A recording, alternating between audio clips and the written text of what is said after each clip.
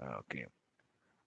Uh, Guys, what I want to recommend is so just install the VS Code, or if it is already installed, so try to configure with this admin at mct.com, like creating a Control Shift P new project, and then try to extract the source code. So once you configure the project, so you should go to the package.xml, right click, and then retrieve all the components. So that way, Apex class or any of the small configuration that we did, everything you have to retrieve it. So that we will have all the source code to your local R. So that will be helping you to quickly go through the content.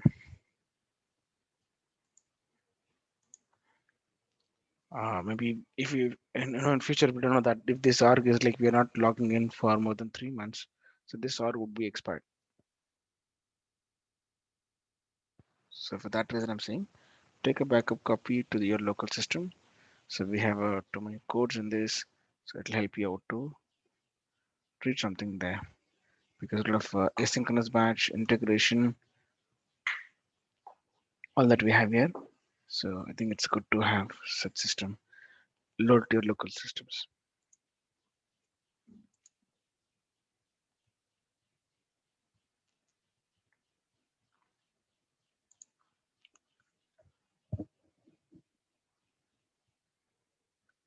Now what shall we do is we'll do a post service, something that you are trying to create some record in Salesforce. So far, what it is, someone is trying to access our system, and then I think two things we have to do here.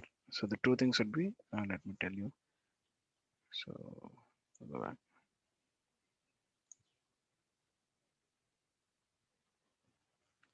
So yeah, by sending the restaurant get request, you are getting the all the response and something that how do we expose service. Okay, these are the basic things you need to have. Like REST resource URL mapping should be there. The class should be global, and there's something a method should be global static, and it should be at the return rate with the HTTP GET.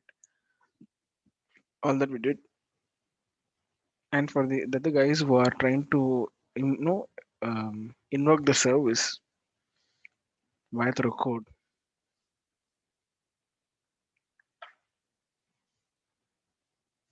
so they should get the first token, and with the help of the token, they're trying to hit the service. So this is a small snippet we have. So a class we return to hit the API token or to get the access token.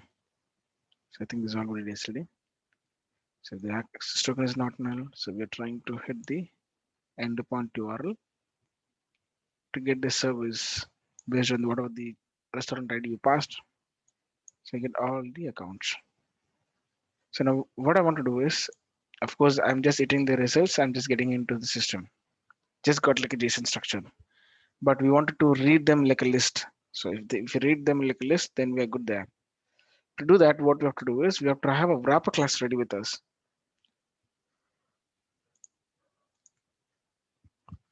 So what I'll do is I'll try to open them in an incognito window. So this is another system. Let's assume. So if a third party system is there, so that way we consider them.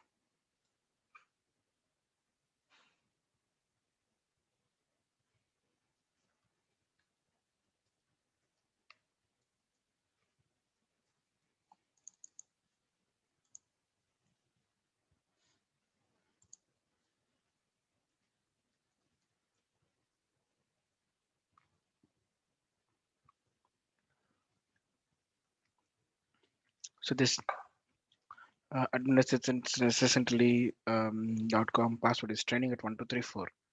So whereas M series is training at 123.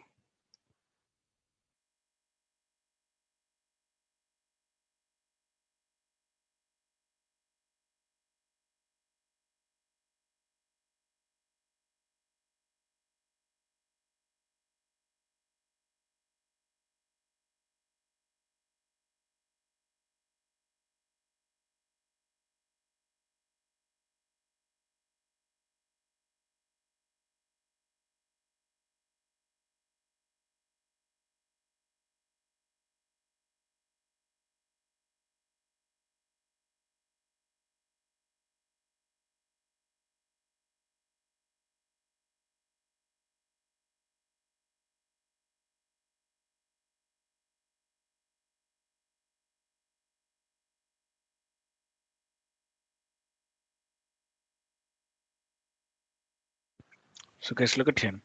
So this is the one which we written API. See, look at this. This is a completely different R, and whatever we have exposed the service here in this particular R, were consumed somewhere else. So this not to be Salesforce also could be any system, but they have to all follow the same paradigm. So they have to give a client ID, client secret, username, and a password.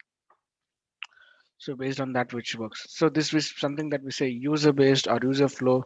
We say where username and password is required. So why you can ask me why it is always you're giving admin here? So no, you can give some other user also. Basically, we are trying to authenticate that user, and we are assuming that this particular user is logging and consuming this service. Is getting? So why we need to have this user credential? Why you need to have say that it's an admin credential giving it? You can have something an integration user also created, and let's say integration at mcd.com.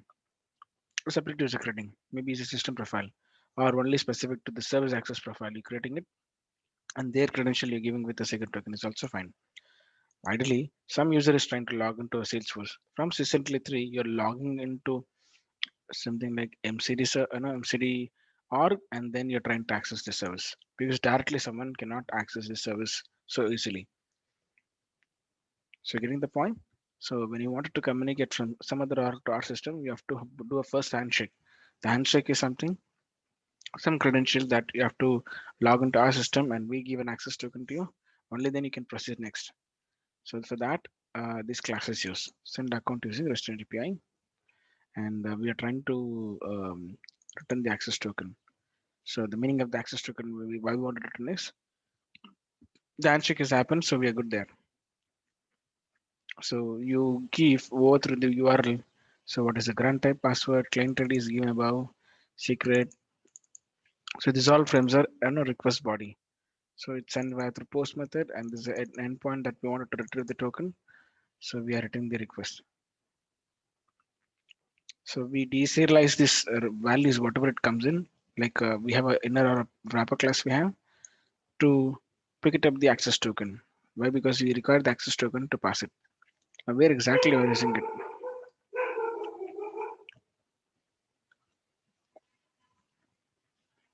Look at this.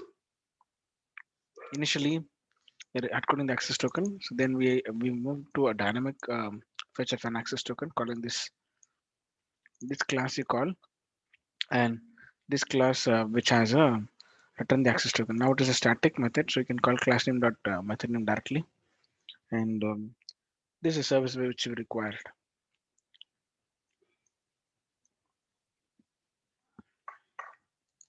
So restaurant, you're passing this restaurant number. So we are trying to get the data. So before that, where are you passing the access token? Authorization. There you should set an header. Authorization. It's a Barrett token where you send it. So doing this, the connection establishment is done, and then you're trying to retrieve. Actually, the service which you written for this service is it's a get service we written. Look at this. Now instead of now get, now we're trying to do a post activity. So for this guys, we're using get service to just someone can read the records and then take this input. Now the other end of the Salesforce essentially we are trying to consume them, and we wanted to create records here. We want to do that also. So let's see. So whatever the records that we are sending there, so we all trying to create the records incessantly. So just by passing the restaurant number, you can retrieve all the accounts. Okay. So I want to do one thing here, guys. So you need to pass some restaurant number. So based on that, we're gonna hit it to a service. Okay, these are all the common things. So let's have it. What I'm feeling is, so we need to have something like UI.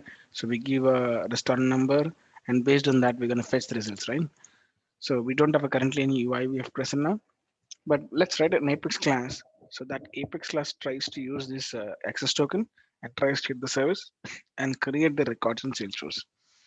Now just we'll try to create an Apex class ready. So when you come to Nora or LWC or VF page, we'll have a simple UI page. So which tries to have a simple button. I mean, you have input box, something like this. Hold on. Something like this, where it says about the enter the stupid line. Okay.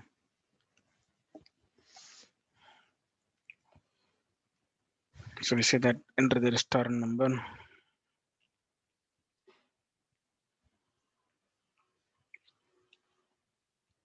and then you try to get the button which says about fetch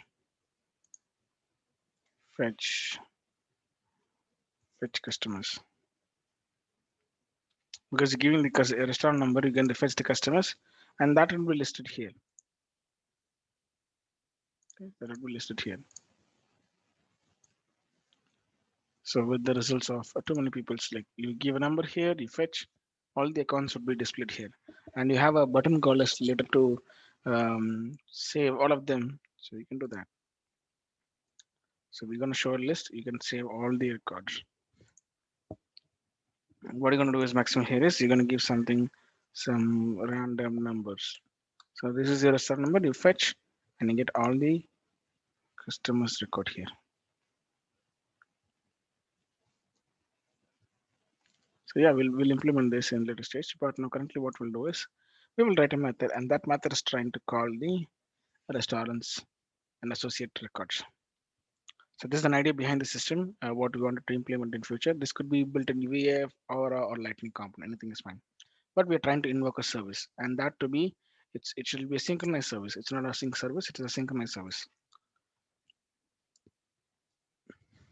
Why I call synchronized service? Because you are expecting a restaurant number here and fetch it. So instantly we want results. We need results.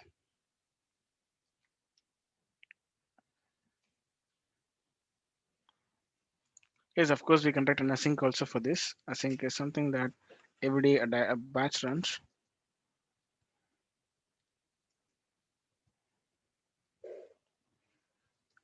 So batch runs to make sure all the restaurants customers are fetched. Let's say all the new customers, all the restaurants associated, new customers are fetched. So now how do we indicate you are a new customer or old customer? So we'll have a checkbox. So that checkbox is that still you are a new customer or old customer. We can have this. But while you want to talk about synchronization, you need to have a UI or something like we want instantly to be created. So this would help us in times of to and fro where you're talking about. You get a response instantly. For asynchronous, you can write a batch so that tries to run always over the night or scheduled by whatever the time that you want. Is any questions so far here?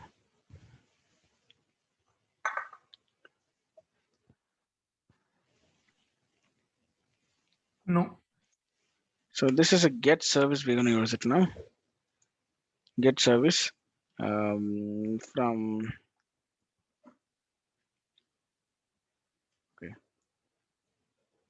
we can say invoke or consume the terms that you can use it. We're going to invoke or consume get service from sys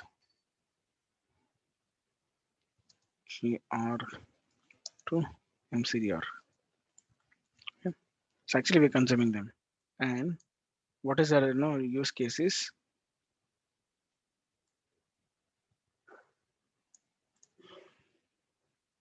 You do this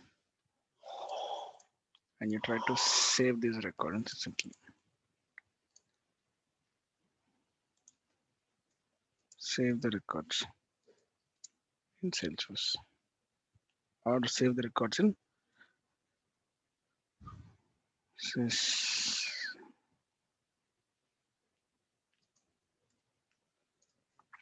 Guys getting this? So I'm trying to invoke to an MCDR from MCDR to save the records in sys. So this is actually use case for what you want to do it. So where the input parameters you're just giving the restaurant number and you're trying to fetch the customers, you get this. So now we have to make sure that what number you're giving it and what method that I'm going to call to the fetch customers. So these things we're going to write in Apex class. So what are the key skills categories required for this everything? So we required a UI to build up this. So this UI could be a VF page or Aura or LWC, any components that you can build onto this. And now this guy is calling the controllers. So for logical separator Apex class. If for Aura and LWC, you may have a JavaScript controllers also, you may write it. For to pick it up the service, that we may write an Apex class. For Aura and LWC, they might have a JS controller also.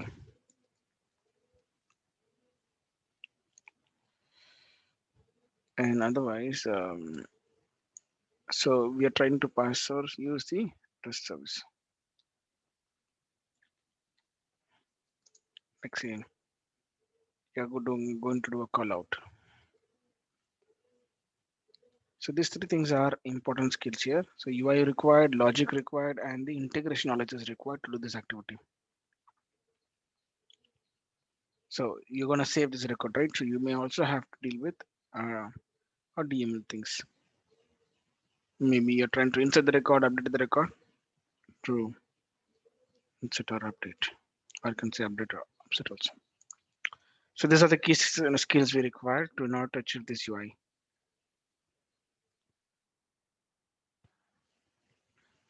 So are we good? Shall we go and try to invoke the service and save the record to this essentially?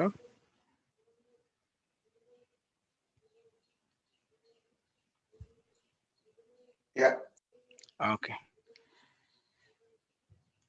So this time I will not gonna write any different class. This is a normal Apex class. I wanted to use it since so we want to invoke for the VF page or an Aura so that we can use them. So let's do a quick thing here. Let's say fetch restaurants, or we can say simply a restaurant service. Restaurant service. Because I don't know whether I'm trying to fetch only the customers or associate restaurants where I want to do something else. So I would say this whole bunch is a restaurant service.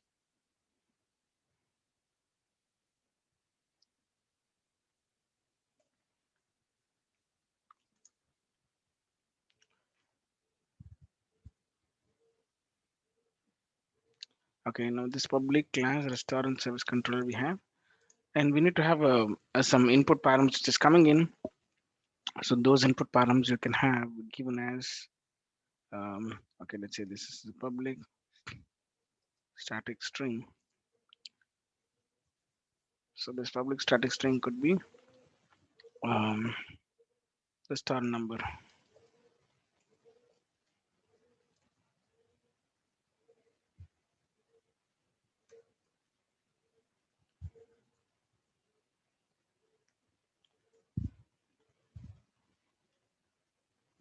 What is this error? Okay.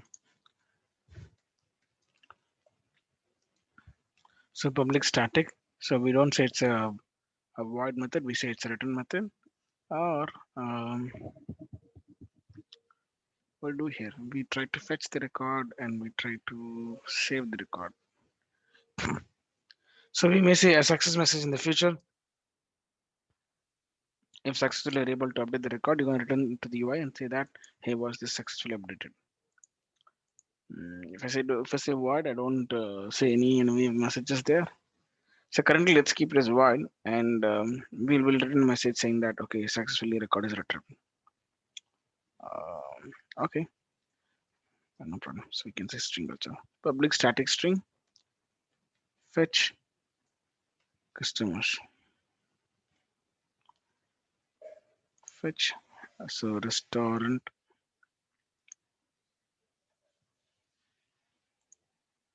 We can say restaurant related customers.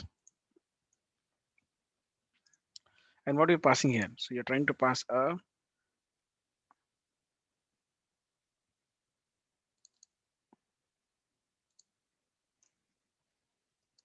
return. So you're gonna see success.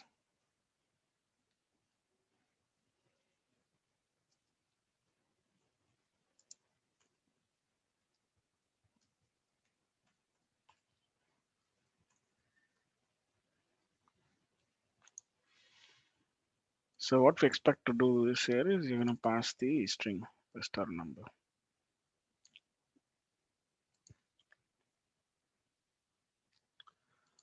So this why I want to keep it here is because in future state I may use this restaurant to pass the value, and so that would eventually call this method. Or you can use this term. I mean, come in this literal, so we can use it. I'll tell you how to use this. So simply what you're going to do is class name dot method name, and you're going to pass the restaurant number. So that would say you whether you're going to do successful or not. So the whole bunch of service should come here. What we're trying to do it.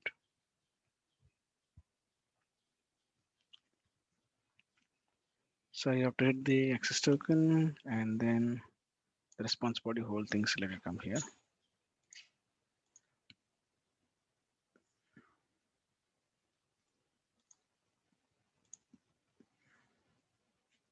So I don't want this access token to be present here. So you can move this to an endpoint to custom labels so that I can do it. So we are using this REST account API. So it's a static method. We need not to have anything like this directly. Yeah, class name dot method name. Don't pass anything here. So we have improvised this. Access token not equal to null. Yeah, this is very good. Okay, good. So this is helping us to, these all are the interface classes where it is helping us to make some integration call out to the third party system. So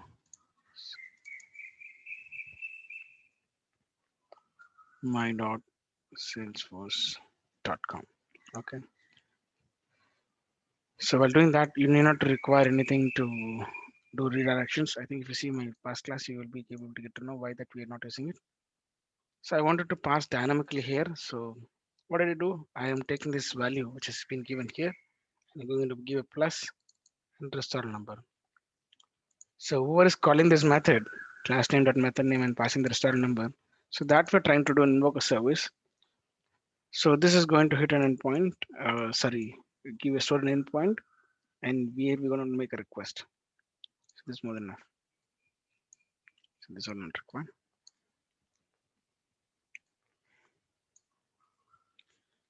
So we'll come to the return when we wanted to make success and not. So the return is may not be successfully fetched all customers you say. Maybe you say that successfully fetched and saved all the customer to the Salesforce to the sysintl org. That we have to return that success message. Guys, any questions so far?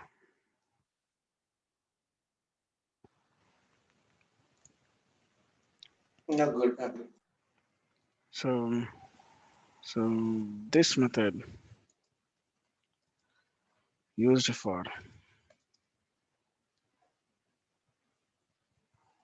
fetch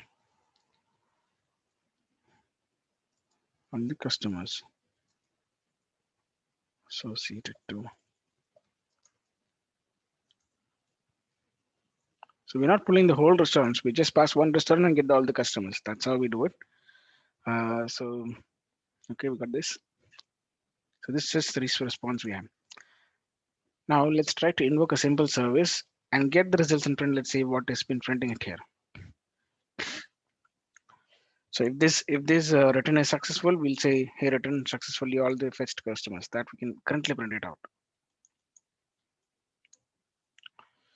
Okay, the response token, what are you getting it here? I would say, so if see the response, so you can keep this entire thing as a response, no problem. 1, 2, this will not make sense. So It's a variable that we're using. We can use anything that we go. So response dot.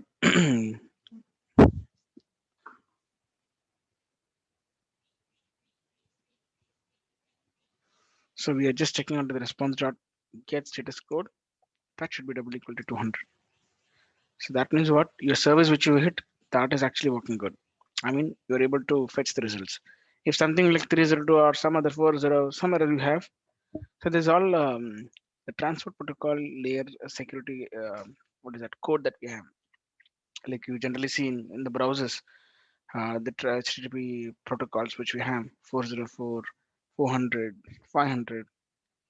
So those are the no, error codes we get, right? So it's just the same. 200 is success, 404 for not found, and 400 is something for the authorization error, and 402 for bad request, I think 500 for internal server. So like that couple of codes we have. That's a very flat generic HTTP error codes for across the systems. That is all browser based. It is not about the Salesforce. It is about any system. HTTP protocols are the same. So I want to say if your status code is 200, I would return success. Else something went wrong. So you can return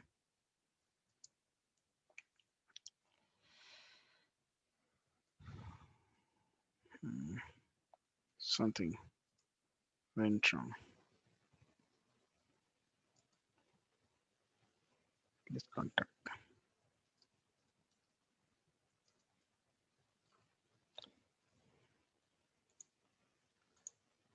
It is a flat method that we're using it. So tomorrow this particular Apex class could be used for what to say.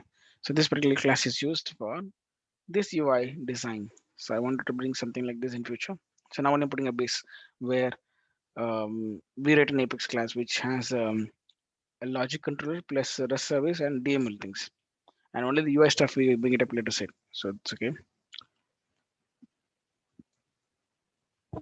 Now this is, I think you are dealing with if else here. So where is the return statement is expecting? So if hold the bunch is access token is not equal to null, then else return. Something went wrong. So there's a unique message that we give something went wrong. Please call access admin. The system admin will have the error logs to check it what is happening here. Okay.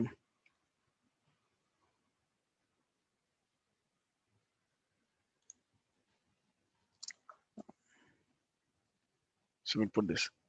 Something went wrong with access token, contact system admin. Something went wrong with service, please contact system admin. So this indicates some service itself is failed internally or outside the access token itself is something wrong. So it's meaningfully saying that okay, where it went wrong. Okay, now so we have to hit this and service and check it out. The same I did yesterday via through execute anonymous. So today we're trying to do writing an Apex class properly and then we're testing it out. So class name dot the method name and then so you have to pass the restart number here in the braces. So so that string actually you're passing it. So give the string. Correct, right? So class name dot method name and then I'm passing the restart number. So we're good here. So this is returning a string. Of course the response.debug I have put a debug there so you should able to see what are the results coming here, but we don't say that all this is the results that we're getting it. So okay, so we string result.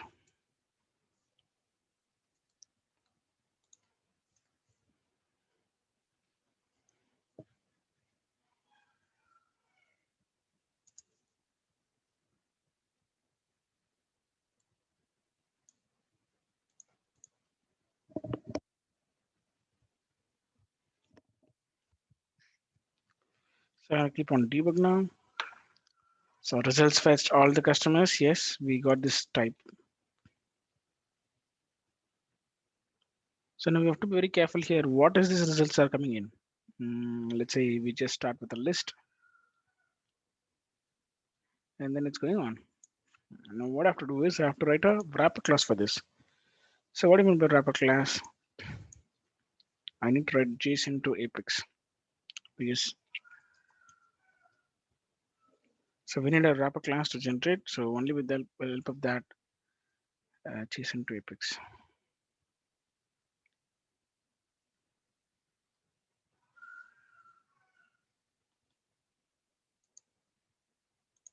This is good. So what we're going to do here is firstly we're going to see this JSON pattern which is coming in.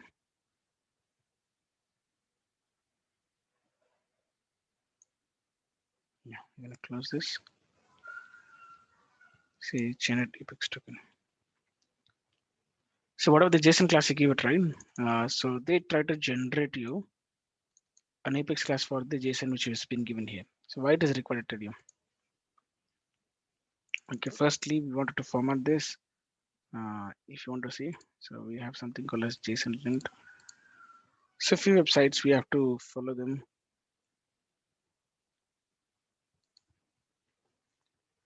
Why? Because the results which you're getting is we don't know that whether it is valid or not.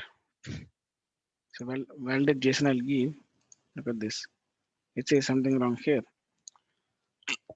Why? Because you should open the proper opening brace and then proper ending close brace. You should have. No, it's a validation. How we say it's validation? So this square braces we say it as. I think for this you can go to W3 schools or anything for understanding the basic of JSONs. So W3 school for JSON.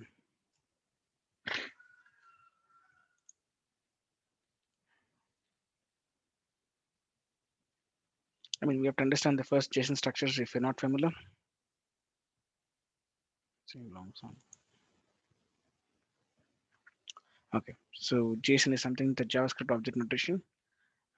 How do you send it as a JSON? So it's a name key value pair actually. The key is name and the value is the John.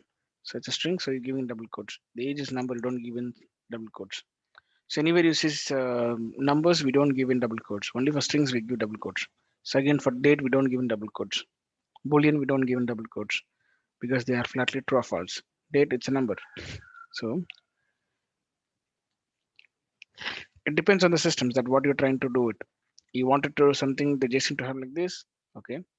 If you treat that every value which is coming has to be a string, so then this should be this way. And how do you store the data? So JSON.stringify. So you set an item. So for this particular test JSON is a test JSON. Okay. So this my JSON, you're gonna set their value here.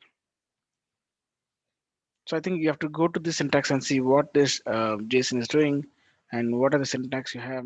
How do we have a JSON arrays, objects, all that you can see. For example, JSON data types you can see here. So string, number, object, array, boolean, and null. So when you talk about strings, so they are having this type. So when you have numbers, they have this type. So when you say an object, so the whole employee, so having this value. So likewise, we also have to have attributes, so they contain this. Okay. Sometimes we may all have called as data as account and so the colon. So it's something like this. So this is a whole account information. Okay. So whenever you have the square braces, that means we can have a bunch of record like this. So getting attribute it started from here and it is ending here. So not here. So the whole thing. So it may repeat here. So I got to put comma and then this. So that means what? It's a one record and the second record and so on. It can go on because if you see our results here, look at this still here, one record attributes and another record is starting here. So like that, it can keep going on. How many records? 30 records you have. So many attributes are So the whole bunch will get one records each. So why they have square braces? Because they're list of records for having it.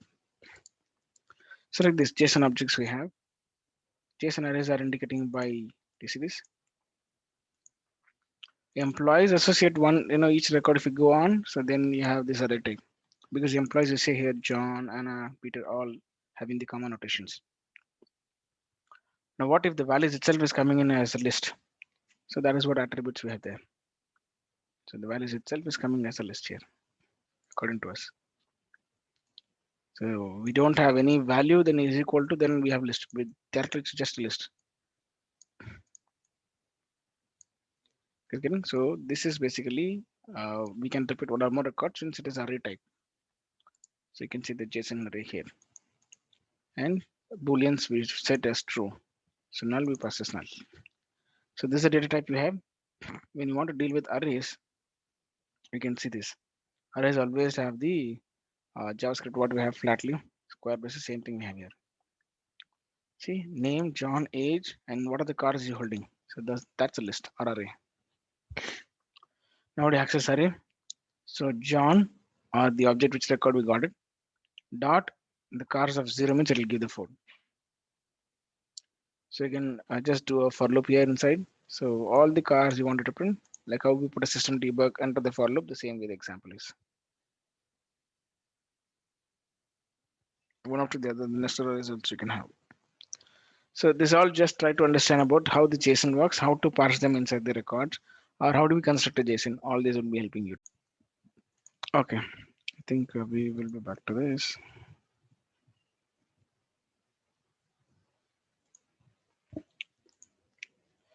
So you guys got this right. So we were working on something on JSON. So how do we understand the JSON object strings, data types, and arrays? So just go to this once. It's just a basic fundamental you need to know about the JSON.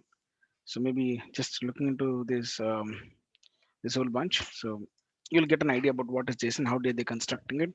So what are the terms they're having it? Okay, string, number, okay, boolean. So all this easily you'll get to know. Then thereafter we're seeing any JSON. So you'll get to know, okay, this is a one single record. Okay, this is a list they are sending it. Okay, this is the item that we have to have under the attribute. They have this types and URL, or simply a name. It's a data type of string. So this is string. So string, because they have alphanumeric. What if they have number like something like age? So they would have flatly had a number here, 23 something. So if this new entry is we have here, then there should be a comma here. So why? Because so one after the other item always we have a commas in JSON. And the end element what we have, we don't have a comma after there.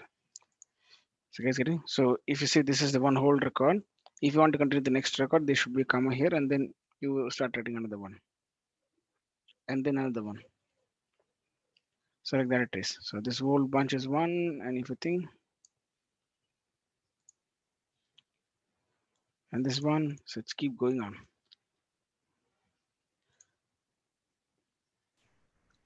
So this is a whole JSON that we have. So how to understand the JSON? Simple JSON. So you have to go to WT schools and understand the basic of JSON arrays and unstructures, how it is. So now what I was doing is, so JSON lint. So maybe I just keep this all in the to validate. So to validate the JSON, use this JSON lint. And one more thing is about that. Okay, just for the basic idea to understand. So there are a couple of tutorials on this JSON tutorials. I'm just referring here, WT schools. So you have tutorial points also for this. So many people would explain about the JSON, a basic JSON, how you read and create the JSON. So just like, so this is the plus. And now if you want to convert the JSON to Apex, we can convert them. So go to this URL, this is the best URL. Always, so JSON admin booster. So you need not to write an Apex conversion, all you have to do it. So by the default, this code is doing for us. This tool is doing for us. So what we're doing is we are trying to send this JSON. There's a JSON. Yeah. We'll take up this. This is not required. This also not required. Okay. So these are the results which we're getting from a Salesforce because they are giving us street, parent ID, and then ID. Let's come back here. And the service that we exposed, if you see,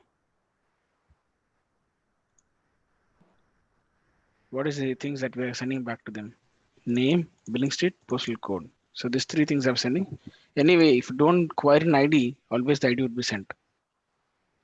If the any of the values are there, so their value would be picked up. If they're not having a value, so they'd be blank. So like that, one of the values you can see here. So they don't have a billing postal code because the postal code is blank here for this Amirpet. Sorry, for this SF Training Institute. So for this record account, there's no postal code. If they had a postal code, they would have got it. Now again, why you are getting the parent ID also here? If you see, so you are been you are just giving the parent account number. Also just querying, so we're getting it parent ID. Okay. Anyways, so we are able to have this JSON which we retrieved from there, and we got it. In JSON typex we have converted. So this is the a class that which I wanted to tell you. Now let's do one thing. So copy this class.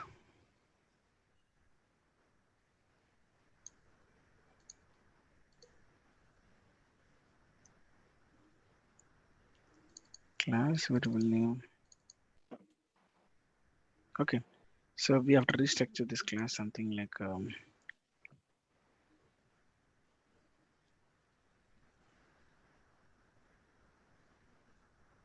it is not required.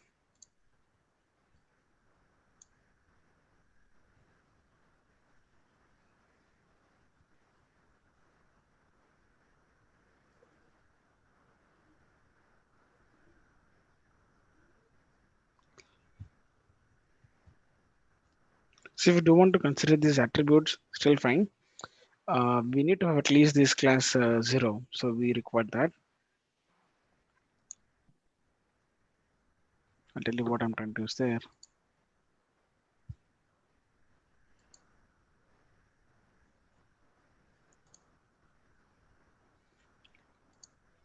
So where it ends here. I want to have a wrapper class to be implemented. Suddenly my system went slow.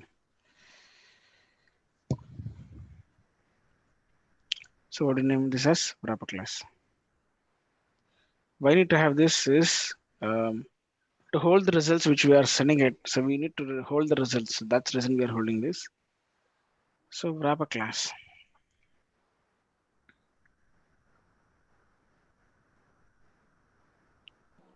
Just a minute.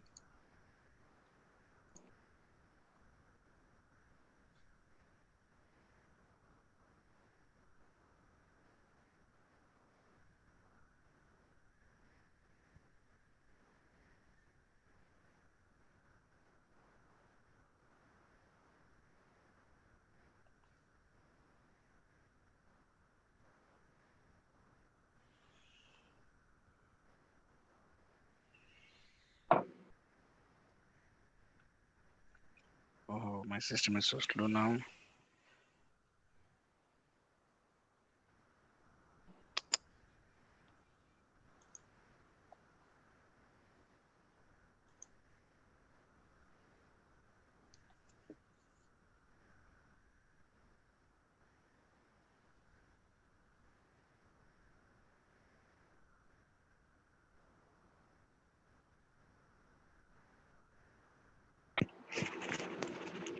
So just a minute.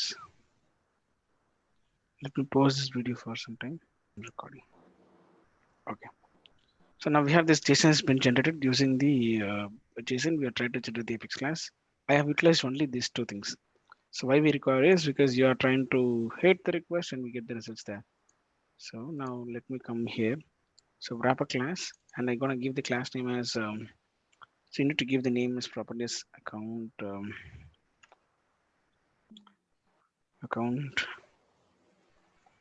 let's say. So they are customers, right? So customers. customer service. So this customer service class is having another class called as okay, class attributes. Let them have class attributes, it's fine. So now this is an attributes we have. Okay. So do you see this? So the name is sitting here, Ameripet is sitting here, parent ID and the normal ID of an account. Under that attributes of type and URL. The same thing if you see JSON, you could be seeing them or JSON link here. So under the attributes, we have two things. Under the normal overall records we have, so name, billing state, parent ID. So that's how the exact value been split here. Attributes just two params inside or two fields inside, or generic outside name, billing state, parent ID we have. So we also have a postal code also. Maybe that is not listed here. We have to include them. Sometimes if they don't have values, okay, fine. So what is the API for it?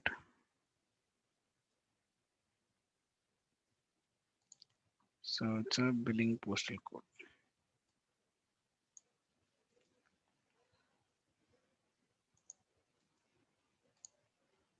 So it's a billing postal code. So the one of the record which is SF training institute which came in, so they not having the postal code. It's okay. Can some other also can have something like 28078 something. Okay, so we're good here. So I'm just gonna save this Apex class.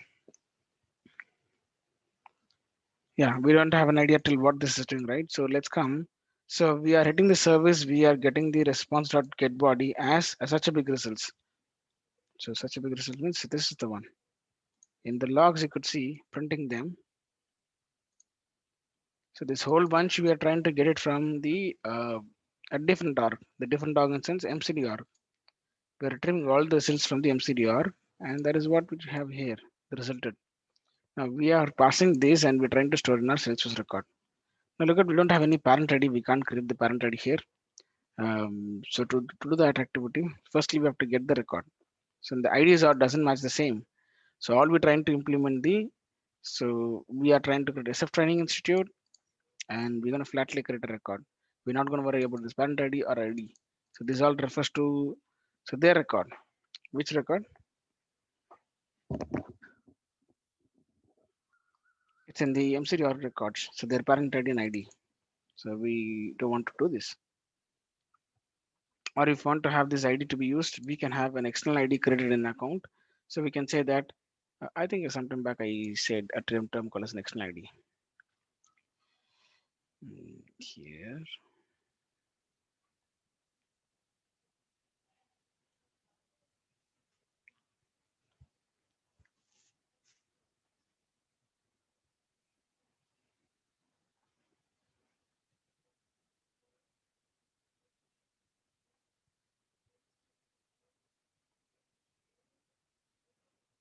Yeah. So an update of an SF account, try to update the SAP related customer account where you have external SAP ID account. So SFID, ABC, SAP external ID 123. So when you wanted to update a systems of a record from Salesforce to some third party, so you need to have some link between them. So I would say that the SFID which is going here, the SFID which is going here as an ID, we can have a reference to them saying that whenever I send a pass of this number, so this will be an external ID, always it is unique. So they are trying to update something. So it comes to another MCD record or MCD record something update, it goes to this record.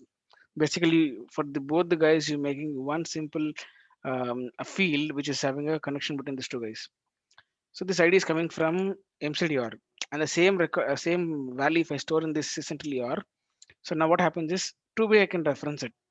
From there, I'll ask, give me the ID of that record. I'll find the record here. You say. So now that record ID you query here and you get all the related customers. So I think we can use them. So to do that, what I have to do is I should go to Object Manager. Basically, I'm trying to create a link, so which will help us to say that hey, A and B systems are connecting. So why through this external ID? Or external ID is kept as a references for us. So based on that, MCL is giving that account ID to us. So we are saying in essentially, okay, this related ID, we have this many records. So it is more easy. or else we have to go via through name and fetch. So it is more like we want to know if we have duplicate records. So what I do is I'm gonna create a new field, and that will, let's say, MCD external ID. So MCD external ID means that is something that this is essentially our MCD's ID we're getting here. What happened to this? Okay, so they don't try to open. Okay, got it. Um, in incognito mode, few of the lightning stuffs won't work, so that's the reason they're saying try to open the classic mode.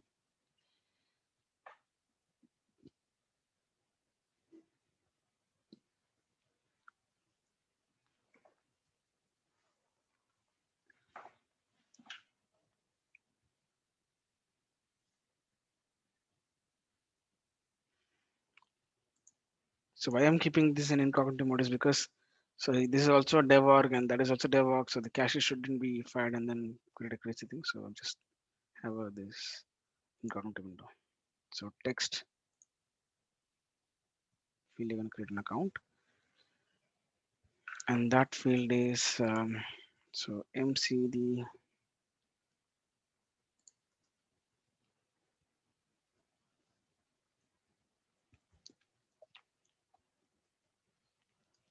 So I would say this is MCD customer external ID. This.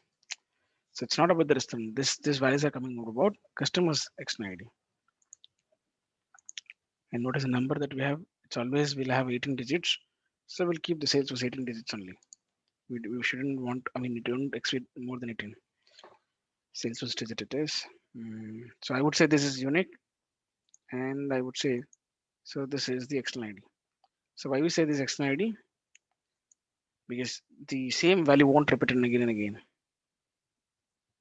So one customer, only one record should save it. You cannot keep saving the record and again.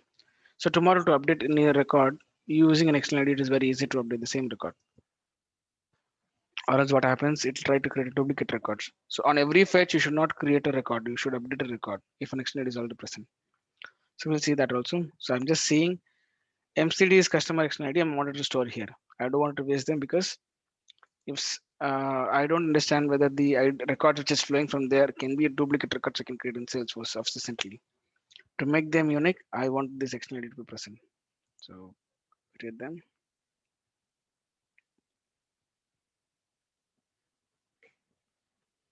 So give all access and say next. It depends on the profile which you wanted to give it. So as a field level security. So here I have taken off all, maybe for a business individual. I'm just giving this, save it.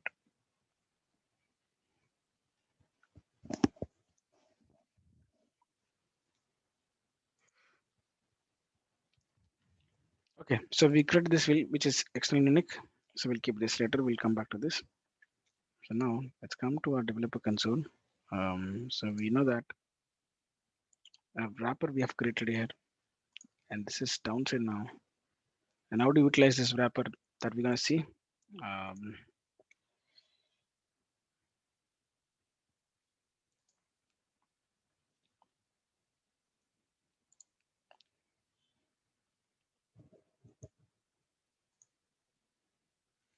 so guys, if you see here, a service that we exposed.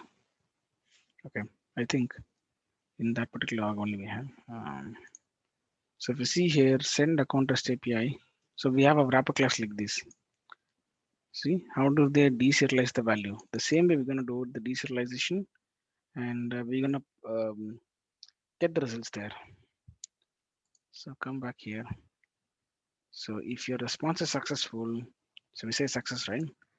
So that time we try to parse your results. So instead of deserialize the response, so like how a class has been used as deserialize response.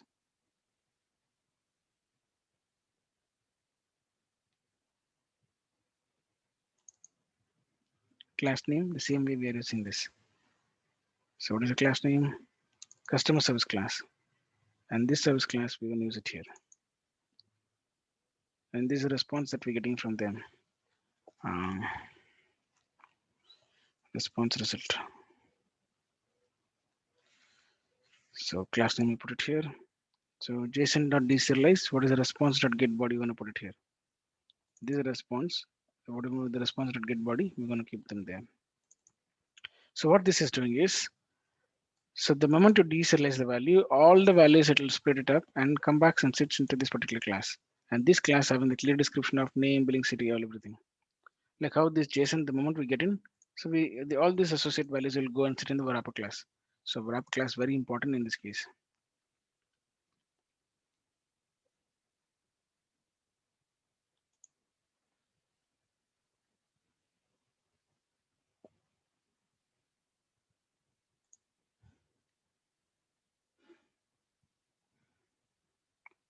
My God, why my system is so slow now?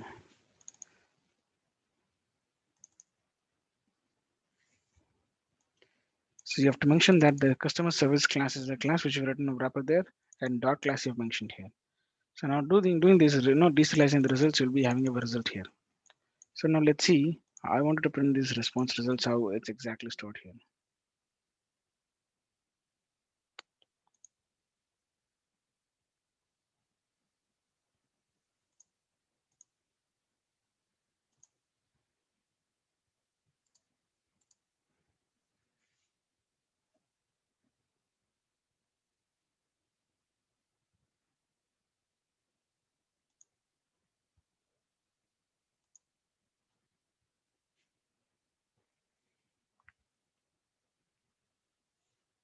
Is it audible?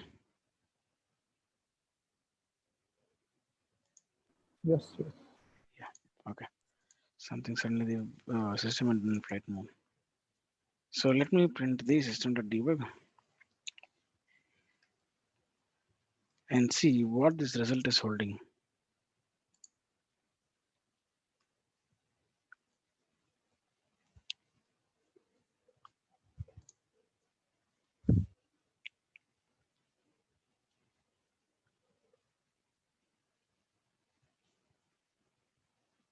So let's see how these results will hold. Um, so what we have to modify? Let's see. So Control E. I'm gonna pass the same number. The results we have to get it. So let's see whether the class is holding the result or not. Hmm. So it says the JSON has been expected, which has been at the beginning of the object is malformed. So we have to see what went wrong there.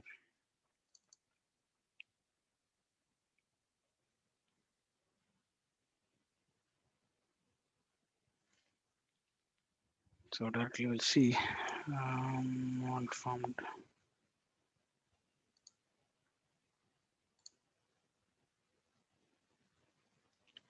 So something is with the deserialization. So which we're trying to do it, restaurant fetch string we passed, and then it seems like JSON is malformed. I mean the values are not storing it properly. So could be one of the reasons is they are coming in list and we are trying to handle them in. Um, so let's see our results once again in the past which we had.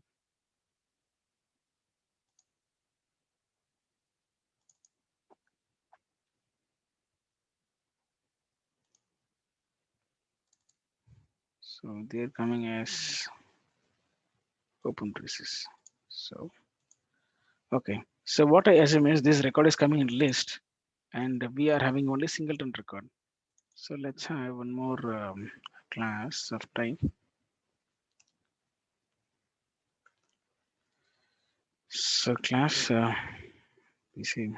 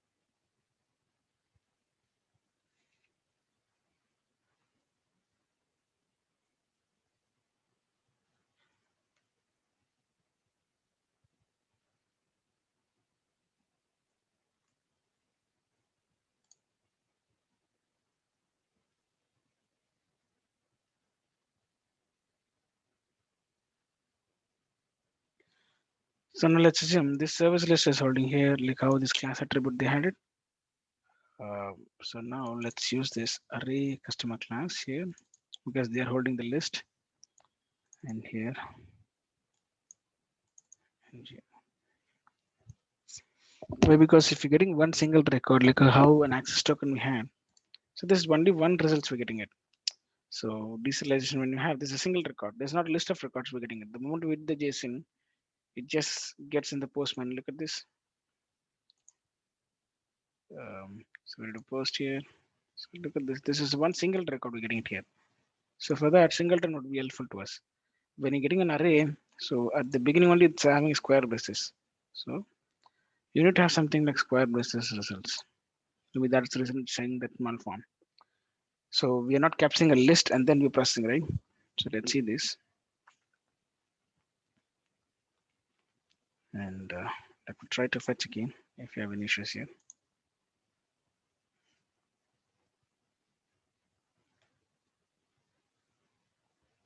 Still the same issue.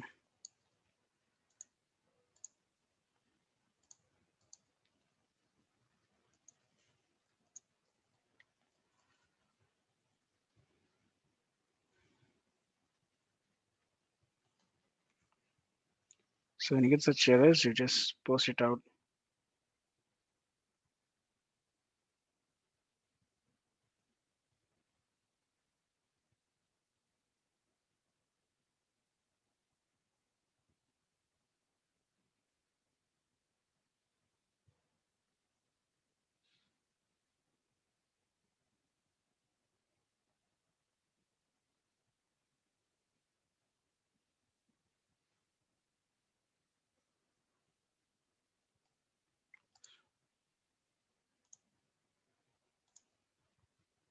Okay, so I'm getting JSON below like this JSON.serialize.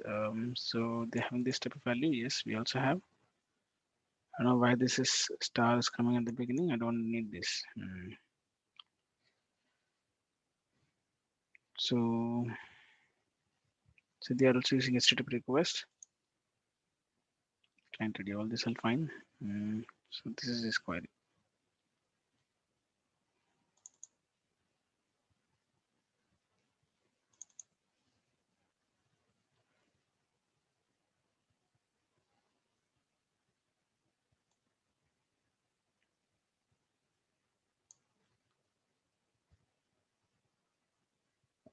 Okay. So this is another way we can deal with because it's written a list of first objects. You can do with this. So this is one way we asked you have to serialize this array into JSON type.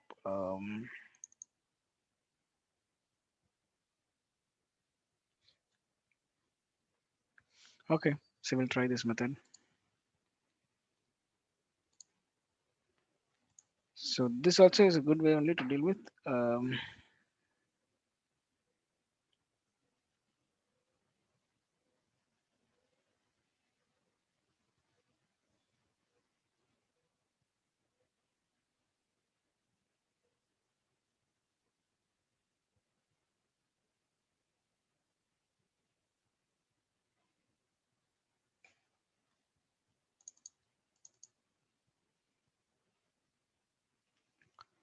So what we don't have this, just let me do this.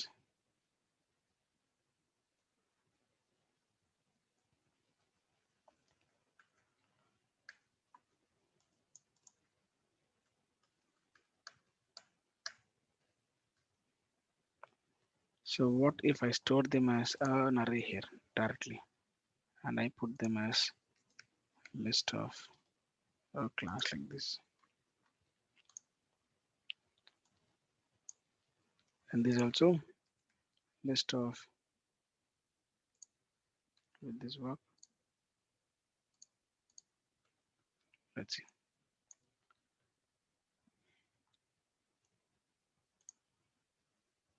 Yeah.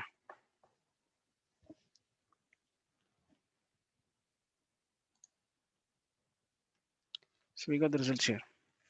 So now the result has been processed as customer class hold one.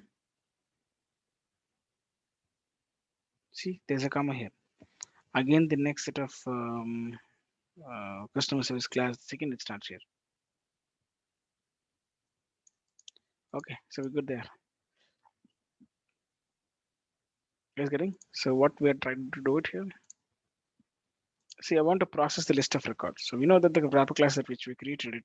So we're making this class itself as a list. So that's I've put an array here. And of course, this is processing a list of records, not one single record. If you directly take this directly one single customer singleton record, it's just like querying an account. Account A is equal to select ID from name and from account. So that would give you hundreds of records, but you are having a singleton object. So LHS is equal to RHS not matching. So in this case also it was same. So you are processing a record where this deserialization of responsibility getting you a array of records and you cannot put it to a singleton. So that's the reason it was having some malformation. So now I made this as a list. So we were able to process the list of records and I could see so one of the other records having the flow here.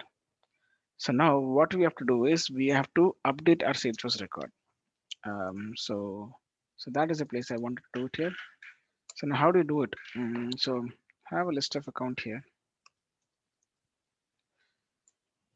I have a list of account here and then account type could be insert account list. Actually, we're trying to insert account by this way. Insert account. Since we are doing a new list, so we have to process them properly.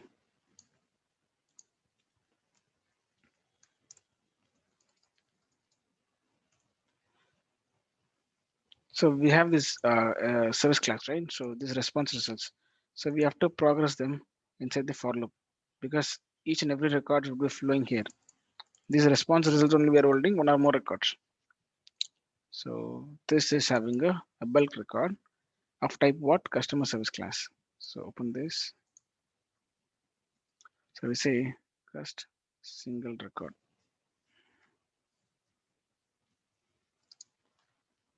Just tell me if you have any questions here. So what we're trying to do is we are trying to do into a for loop and we're trying to create an account and that account we're going to add to a list and finally that list we're going to insert it. So that is our motive. So by this way we are trying to hit to a third party and now we're getting all the bunch of records and processing into our upper class and we're trying to save a record here. So that is our ultimate goal. So now account record is equal to new. So why we instantiating this object is because we are trying to add each record here. So now account record dot name, name is equals to what you wanted to give it here. So we're not going to hard code. So we're going to get these results from this customer single service record. Now the moment I go here, the customer single service single record a dot, what you have here is you have name here. That is what we're going to give it because all the values the moment you parse it, it's coming and sitting here. Buildings, billing street, postal, name, ID, and everything. So we are just directly mapping the value. These response result is holding the value, and from there we are progressing each and every record, and those records value are associating to the new account. So that is what we're doing it. Account record dot billing. So billing street. Okay, billing postal code also we have. What else do we have? Billing street. Account record dot billing street.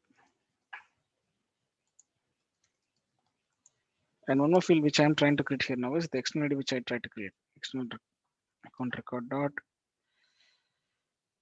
mcd external ID. So which I create in this org, I'm just using them. So that I would use simple ID. So this ID is not the current ID, it is coming from MCD. So that Salesforce ID I'm using it here. So dot ID and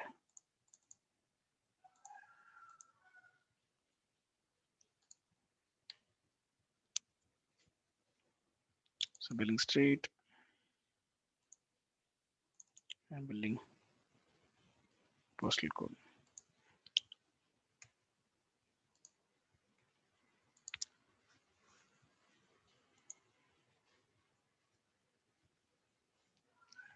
So you can tell them before if the Yes, yes, I know the result is 200.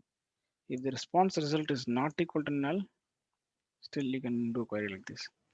If response result dot is empty,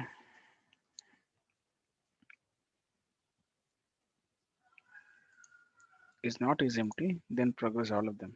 It makes sense because or else we don't want this anything here to be brought up.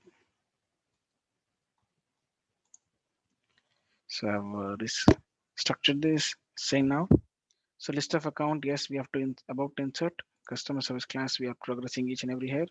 Inside the for loop, we have mapped the value, and finally, I'm going to add to this list. Account.add because it's a list, right? So we have to add the item. So what are we going to add here? Account record. We're going to add it here. Because any questions here? So the results we progressed and we are trying to loop in and then add to an account record here. An account list is ready. So again, we're checking one more condition is if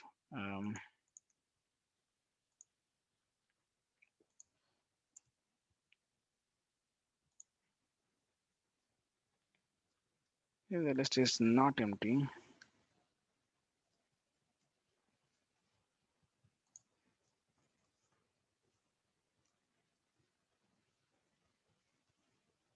then insert this list. Is getting? So outside the for loop, you're trying to do an update. So bulky file is there. So you try to add the record as much as possible. So we're good here.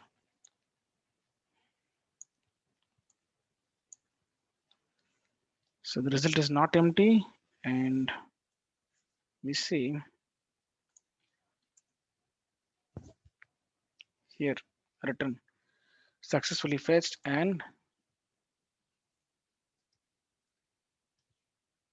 inserted customers into Central.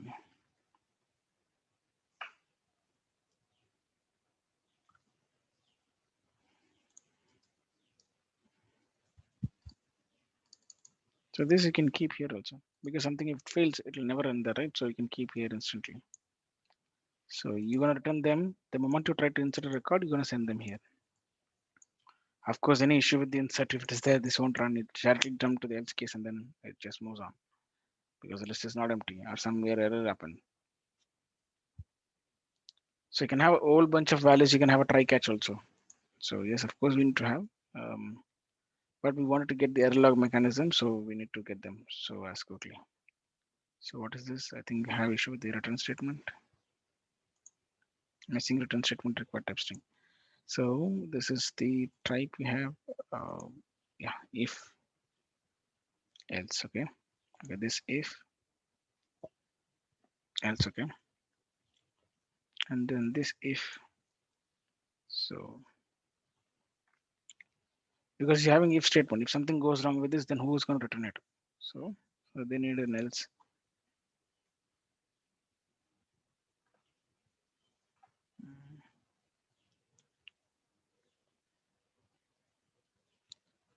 Yeah, I think they're expecting a return to be here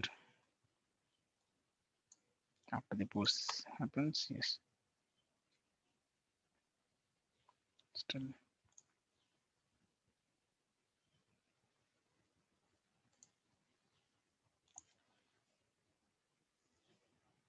So we'll refactor this if else also, saying that where it went wrong. I mean, we have to have the error mechanism to store all these keys. Something went wrong where?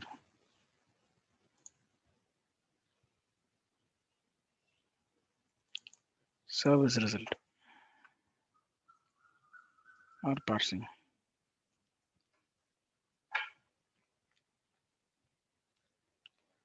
So sorry, fighting in this case, not more than that. Yeah.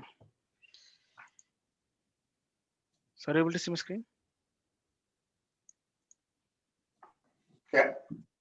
Okay. So we're good here. So now what you have to do is assume that we are sending these service like these. So this is assume it. You are trying to send it from this UI. So you're sending a restaurant number. You click on fetch customers, and you get all the list of records. Then finally, you're going to save that. The same paradigm we're applying in the programming. where we are asking them to give a restaurant number, and that goes to a fetch customers taking input as the restaurant number, and it pulls the service with all the customer records, and then instantly we are trying to insert those records. So this is what we're trying to do it. So this is basically a synchronous process we are doing instantly. Calling is calling class name, method name, and then passing this. So you are assume that you're passing the UI, and that is going and getting the response for us. In meanwhile, in the background, it is trying to do this a lot of activity, get the token. See, it's trying to get the token instantly and trying to pass. It gets the results. It tries to go sit into this wrapper class, and again from wrapper class, it's made as an array. So we are doing a for loop, and we are trying to process the records into a list of original account, and then we are trying to insert them. Okay, so let's quickly execute and check. So now let me execute this and check so that we should get the records to be stored in the account. So let's go here.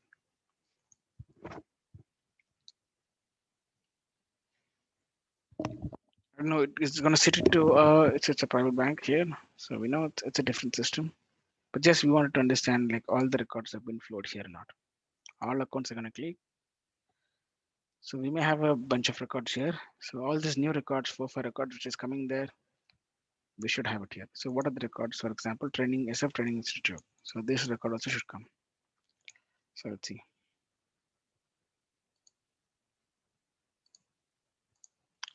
So control E, and then I'm gonna call this method. Let's see. So try to progress there. So let me do a debug what we got it. Oh, great. Result successfully fetched all and insert the customer interest simply or. So this customer service, we have a bunch of records we got progressed. So if you want to see them, this is not a JSON actually, but you wanted to give them a clear cut here.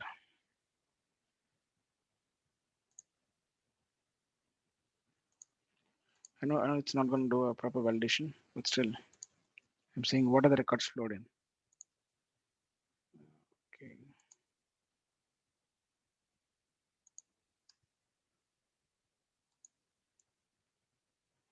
Just see.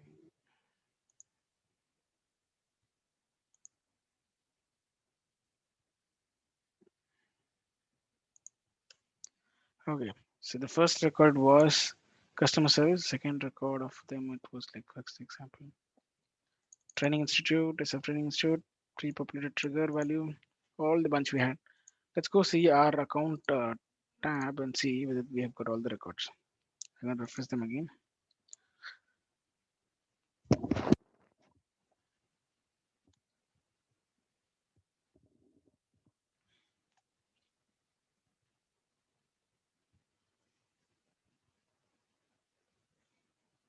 SF training institute. So Raja Ram, pre-populated trigger. So these are the records which is flowed from there, guys. Um, so if we see Rajaram here, so we should be able to see a few things.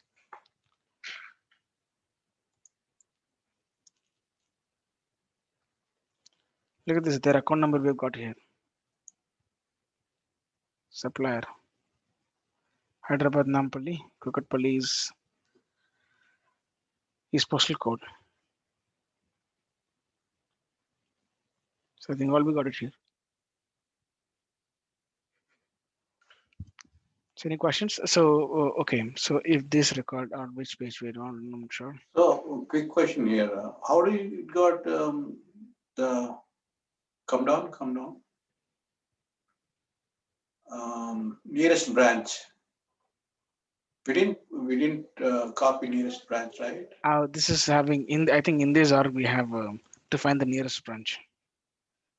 So there's a bank, international private bank. Even there we have a branch type of concept. As being you are a customer, so which is your nearest bank branch?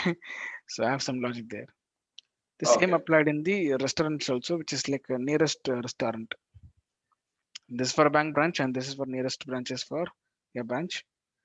For bank, Oh, in our case, it's a restaurant.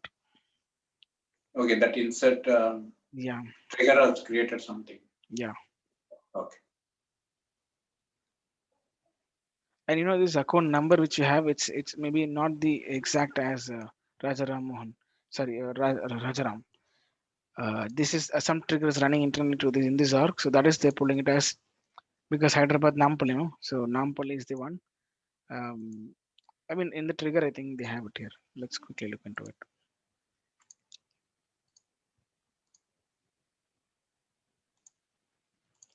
With the alternate macro. Okay. So in the before update or before insert, they should have the Nampally to be executed. Okay.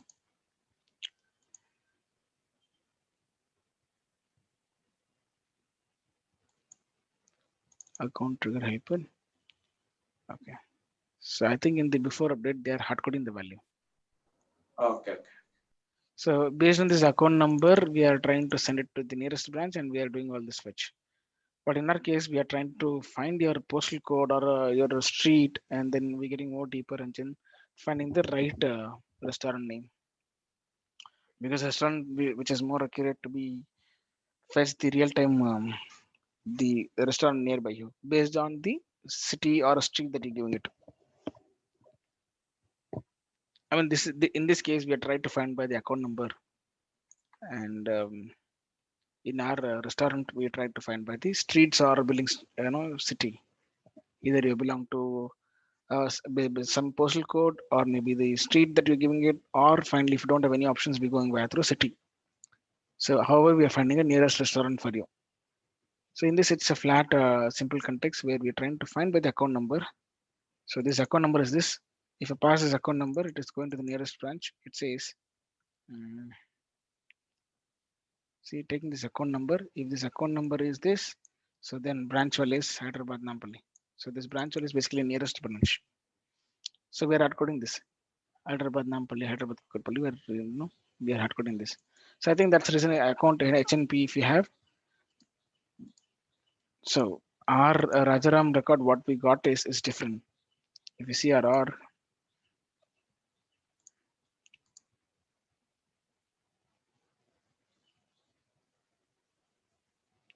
just a minute to load.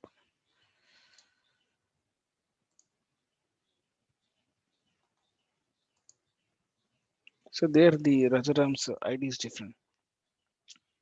Or I don't know whether he has an account ID out there. Let's see.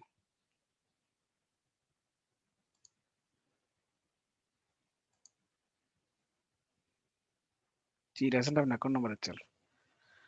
But when it progressed to this org, so in this org we have some logic to fetch the account number or something. So you can assume this guy as a like we are connecting to as a bank, we're connecting to a restaurant and wanted to get all the customers. And if the customer is holding any account in this bank, we're checking it. If they're not, we're trying to create a dummy record as a bank record, and then we're following them to create a free saving bank, or your restaurant is allowing them to have a free saving account. Something that you can assume. It's not the well-reviewed use case though, but we are trying to fetch from a different org and fetching the results from another org and then showing it here, and you can frame a use case here. But this is something that in the trigger it is hard code. Yes, this and this. So any questions? I think we have got all the records which we wanted to progress. So you have API REST token, and you have a service that is it, and now we all together we are storing into the Salesforce. Any question, guys? No, good. Okay. Now one thing is again we did only with the get service. So maybe I'm trying to get from somewhere and I get the data and I'm trying to store it here. So it's so far till the get service we had. So tomorrow I would again go with the one post service, and I would jump into a test class. The post will not take much time, where you take an input params, maybe usage Json, then account number or name or something, 3 params you send from here. So this tries to create a record in the MCD org and return a result saying that this is the ID which is created there. Again, I want to try from this essentially org. Why? Because this is a third party org. From here, I wanted to send a service to create a record in MCD. And you should be able to create a record in MCD. and we have to come and verify here in the MCDR. Since we have exposed the service from here, so they have to follow the paradigm. So like what they have to send a result or send a request. Now based on that, we would try to create a record here. So we'll see that. So the moment we see that, we will jump into the basic of how writing a test classes and then file the service. And again, we would come back again to the same story when we coming with the UI, because now the code snippet is ready. Now the UI should have your frame like how we did here. Um, so when you come to the RR LWC or VF, that time someone should enter the value and fetch the customers. The same design we will try to create in the all the three channels, like say or LWC, and see how we're able to achieve all this integration service with along with the UI stuff. Is it fine?